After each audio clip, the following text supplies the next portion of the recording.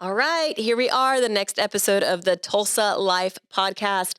And one of my favorite guests, who I feel like you get to come on like frequently. I do. I So love it. you're kind of like another host of the Put a show. microphone in front of my face and I'm ready to go. Me too. I don't know what it is. Something you put a microphone and I'm like, okay, I can talk now. Yep. So Heather Lenz, I don't even know how to introduce you that's appropriate enough to give you enough like accolades for all that you are. So you are kind of our ops manager, our sales manager. I would even go as far, almost a founder, because we've been together so long. We have. Not even just in Tulsa. And so today what we're going to talk about is a little bit of how we got started, how you got started in real estate, how I got started in real estate, and how our journey has been pretty intertwined. It has been. Almost since the beginning. It has been. And it's been fun. Yeah. And we still love each other. I know. People always ask me, how do you work with your family? And I'm like, it's not hard. So spoiler alert, we're family. Yes. So I'm jumping married. ahead. I am married to Heather's dad.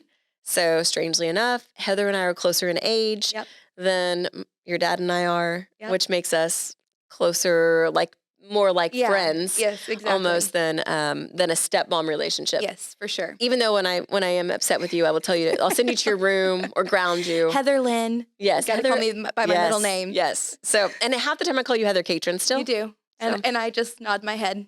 Go, yep, that's me. So Heather and I have been working together, not without any interruption since, we should have thought about this before we got on here, since 2008? 8. Is that when you got your real estate license? 2008. Okay, so we're going to start at the beginning. I got married, Dirk and I got married in 2006. And in 2007, we actually moved to Florida, got our real estate license, and started to do real estate in Florida in 2007. That was the beginning of the housing crisis, basically. Yes. At that point, when we had moved to Florida, we had already had a home in Florida that you actually lived in before we moved permanently to Florida. So we lived in Oklahoma for about a year. Then we moved. You had to move out of our house. We kicked you out because we were going to move into our house. And then you kicked me into a different house. Kicked you into a different house. Because we were the idiots that decided that it was a great time to buy in Florida back in 2005 when the prices were so high. And by the time we decided to sell, the prices were so low. And so we had 2 houses in Florida. And we actually lived there for a few years, but they were right next door to each other. Yep. So we were neighbors. We were family. We were neighbors. We were friends. We were coworkers. And when did you move to Florida? What year? I moved in 07. So I moved in November of 07. You guys moved right after that. You must have been 06. 06. Yeah, you must have been 06 because we moved in February of 07. That's right. Okay. And I remember I was actually working at a restaurant at the time. And you all were like, you should really get your license. And I was like, oh, that'll be fun. I was 19 at the time. And I'm thinking, here I am in Florida. Who's going to buy a home for me? Because the average age in Florida is quite a bit higher than here in Oklahoma. Especially where we were. We were in like the Snowbird capital, like Sarasota area. They always said the average age was actually higher than the average speed limit in Northport. And I was like, I think that's right. So I was like, okay, I'll get my license. Like I was young. I was 19. This is a joke now. Thankfully, I can say it. It's not a joke. It really happened, but it's kind of fun to joke about. I took my test. Do you have any clue? I mean, it was more than 5 times. It was quite a few times. You had to take it a few times. Yes, it was. And I did not study. I'd be like, oh, I'm going to take it tomorrow. And then finally, Dad came in one day and he was like, you are going to sit at this patio table and you are going to test on it over and over and over again. This is the only way you're going to pass. And I'm like, oh. Which I have to say this. Here's a caveat. I really do believe that the real estate test to get your license, whether it was Florida or Oklahoma, does not prepare you for doing business and being able to help other people buy and sell real estate. It is practices and principles, which is important. Legal. It's very important. But it is not a determining factor if you're going to be good at real estate. No. Thank goodness. So, yes, for both of us. Yeah, I was going to say. Yeah. Because if so, I probably wouldn't be here right now. I agree. Me either. Yeah. But I did. I studied, and I thought he was the lamest, to make me do that. And then the next. It's truly just a practice test. Yeah. It was just, you're just kind of memorizing over and over enough again. to be able to pass the test. And then, oddly enough, I go take the test the next time, and guess who passes? So, and then he probably took credit for that, right? Oh yeah, he did, and honestly he should have. He deserves the credit. We'll give you the credit, Dirk. Yes. He deserves the credit on that one. But it was funny because when I got it, I had no clue. I mean, again, 19, I'd never bought a home, never thought about buying a home, and so kind of figuring out what I was supposed to do in that time frame, which was really great because you guys at that point had some systems in place. You guys were figuring out kind of what you were going to be doing. I kind of missed the part where you guys really were digging in deep. Well, so it's I don't kind know of if you funny because I don't know why we were really pushing you so hard to get your real estate license because we sucked. Well, like we our first 6 months of selling real estate, like we didn't sell real estate. It was just spending money and trying to find people that wanted to buy or sell real estate. Right. And it was a weird market. It was a really weird market. The market was starting to turn. You know, you didn't have as many people just flooding in, buying a lot of property. Foreclosures and short sales were becoming a thing. Right. And so we were having a tough time getting traction in the market. Worked really hard. We worked really hard. In a different way, though. I know I remember putting out signs. Craigslist. Remember Craigslist ads? Oh my gosh. We would put Craigslist ads out. We were like, trade in the snow shovel for golf clubs, move to Northport, or, whatever it was. And then putting out a ton of signs, free foreclosure lists that I thought was really stupid again. And ended up, I got so much business out of that. I think I actually got my highest price point out of someone calling on that who didn't even buy a foreclosure. Right. It was the Apollo Beach I remember house. that. Vic. Yep. Wasn't his name Vic? I don't remember his I think it was Vic. I think I remember that. So long ago, but we worked in such a different way. And then I kind of got Chris involved too towards the tail end of that. He was getting his license. I feel like we finally started gaining some traction. So we'll kind of shift over to like your side of the story was a new agent coming, like getting their license. Dirk and I had come from sales background. Dirk was really involved in the car dealerships. Like he owned car dealerships and had started out as a salesperson when he was younger. And so he was a great sales guy. Yeah. And I think that, I think everybody always has this idea and this dream of real estate that you get a real estate license and all of a sudden all your friends and family want to buy houses from you and they want to sell their houses. And that's not the reality. No. And it's actually a whole lot harder, in my opinion, to get that traction and get started in real estate. So when we first started in real estate, we had joined kind of a boutique type firm brokerage. It was a bigger brokerage, but it was still a locally owned. And, one of the biggest things that I found is that there wasn't a whole lot of support. No. And there wasn't nobody was helping you find clients. It was all about like, go out, spend money, try to advertise and market and you're like, advertise what? Yes. When you don't know what you're doing. So we struggled for a while, the first 6 months, and then we decided to open up our own. That's I think when we were like, Heather, come work with us. We have no idea what we're doing. Yeah. So come join us. It worked somehow, some way. So we worked hard. We were creative. Very creative. We were doing things that we did. And I say when I say we were doing things, I was listening to what you guys were coming up with. But at 19, to be a real estate agent and to be able to be successful in the worst time in housing history, it tells you a lot that we were very unconventional. We were. And I think that was even when Craigslist was just getting started. Yeah. It was one of those things. Now we don't even hardly use Craigslist anymore. Now it's Facebook Marketplace or, wherever you find resell things. But Craigslist at that time was a very innovative. You're using Craigslist for real estate, and how are you doing that? And that's lead generating off of a yard sale site. Free lead generation using this platform that really connected us with a lot of great people that we were able to help in real estate. And so as that progressed, and we became a lot more successful in that new environment when we opened up our own brokerage, and we're kind of able to figure things out and get that lead generation going. And then came the foreclosures and the short sales. And then through that market, we also were able to pivot and get through that in a way that we were helping people that needed out. Really, yeah. Struggling and hardship. It was kind of, you don't think about this when you think about real estate, but I think conversations that you guys had, especially dad, because he was kind of front lines on a lot of that, but seeing people in a really horrible time, Yes. losing your home, having nowhere to go, not having jobs.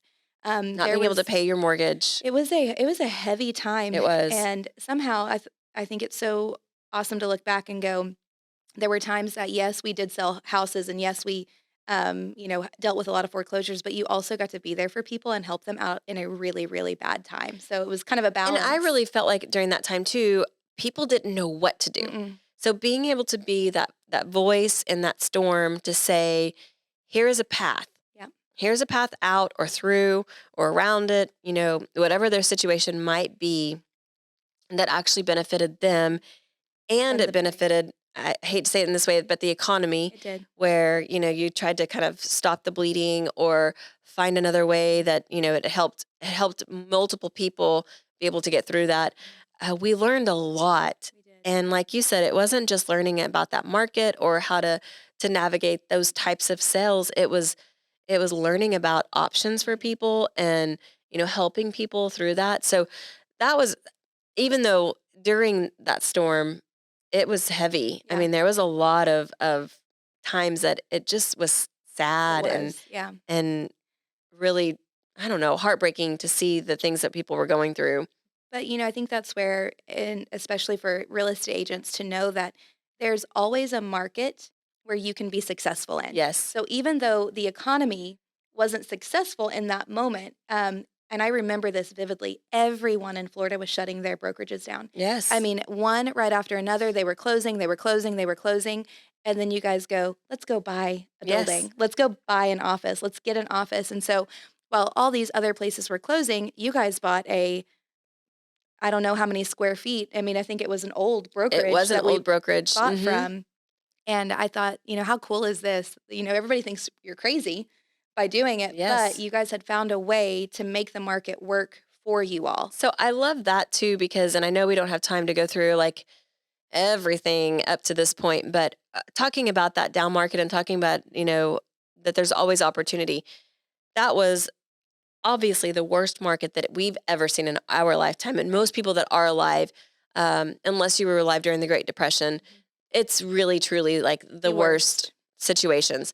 But what was really amazing too is that we partnered with people that were like, okay, let's try to help these people here. Let's buy this house. Let's get them out of this Mhm. situation. And then they were able to either hold it Mhm. or flip it or, find a way to reinvest that. And so all these really cool opportunities came out of this market. Mhm. And I also know that, if you're a real estate agent and you're in a different market, there's opportunities in every single Absolutely. market, and Absolutely. there are people that need your help in every single market.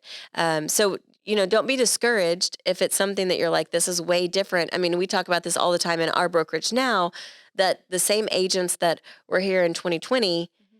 that are now in 2023, it's a different It market. is. And there's a lot of agents that, It requires different it's things out of you different today. skill It sets is. that you need now to help people in this market. Yeah. So let's fast forward a little bit. So you moved from Florida. Yep. Back to Oklahoma. So you got married. Yep. Then you had a baby. Yep. Moved back to Oklahoma. Mhm. Well, you were back in Oklahoma when Maddie was born, Yep. and went and worked for Cherokee Nation. Yep, I worked there for a couple of years, in their accounting department. She was just waiting on me to come back. Yes, I loved working, there, but it was different because as a mom, I'm like, I feel like I'm missing out on everything because I would drop Maddie off at 6:30 in the morning and then at her babysitter, and then I would drive my 45 minutes to work.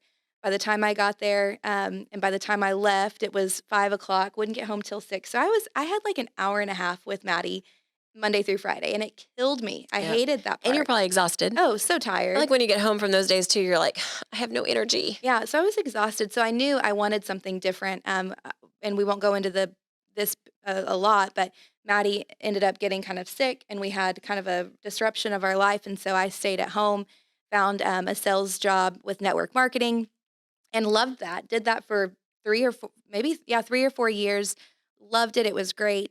And then we kind of there were some changes in that business that wasn't working out great for our family. And it kind of came to a point where I was like, I need to find a job, but I don't want to go back to an office. I know how I felt before. I don't want to do that. And so I talked to Aaron and I was like, I think I might want to get my license, but I don't know how to make it work because I lived an hour and a half away from Tulsa at that time. And in true Aaron fashion, she's like, we'll make it work. Go get your license. Yeah. Like, go get it. We'll figure it out. We'll find a way to make it work. And I was like, okay, sounds good. So went and got my license in November of 2017, did like the fastest track ever. And you studied this time? I studied. It's and weird you passed the test? Yeah, like, what a couple of years will do for you in wisdom. That's called wisdom. Yeah. It was a big deal. And I passed the first time.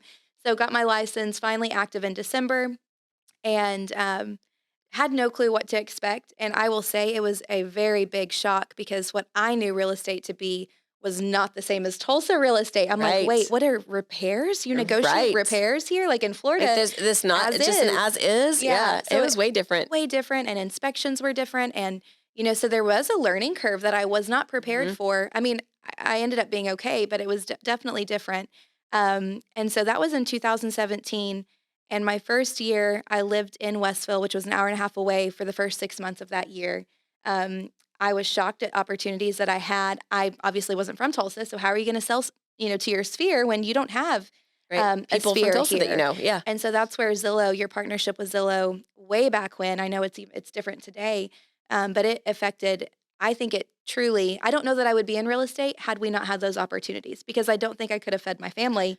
But I think that's the story for a lot of real estate professionals. Yeah. I think that it was the same for us when we were in Florida with getting connected with banks and being able to sell their foreclosure properties. And sometimes you have those opportunities that line up and that make your career. Yeah, like absolutely. They make your business. I bet if you look back, I bet 99% of the clients that I got to help in 2018 were from Zillow.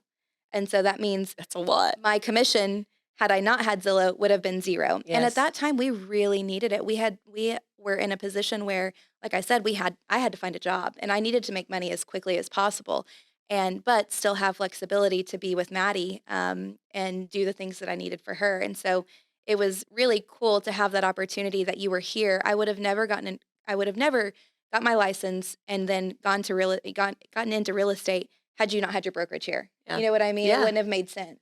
And again, this is like such an abbreviated version because now Chris is in the business and has been one of our top producers for years now. Yeah. You've been here for years now. Can you believe it's been almost like 6 years? No, I can't. I can't either. Then now you've transitioned from being our top producer in our brokerage to now into a sales manager type role, a leadership role that you've just come into, and it's just been awesome having you as leadership, having you on staff, an actual employee, because we have 30 agents, but they're not employees. Right. I can't make them come into the office. I can say, Heather, you have to be here. I'm like, okay, I'll come. I'll be there. It's just the way that it has changed over the last, oh my goodness, almost 20 years is just incredible. And I'm so grateful. I'm so grateful to have you a part of it and all that you've contributed and all that you still contribute. Well, and I look at it too, and I think I was telling Michael this on our team last week. I said, it's crazy that someone like me, I have no degree. So I did not finish school. I did go to school, but I did not finish it. We're talking about college. Yeah, college. I did go to high school. But I do not have a degree. I don't have any crazy, certifications of anything that's, really impressive, but put me in the right environment, give me the right opportunities, give me the right leadership. And it's really cool to see what can happen.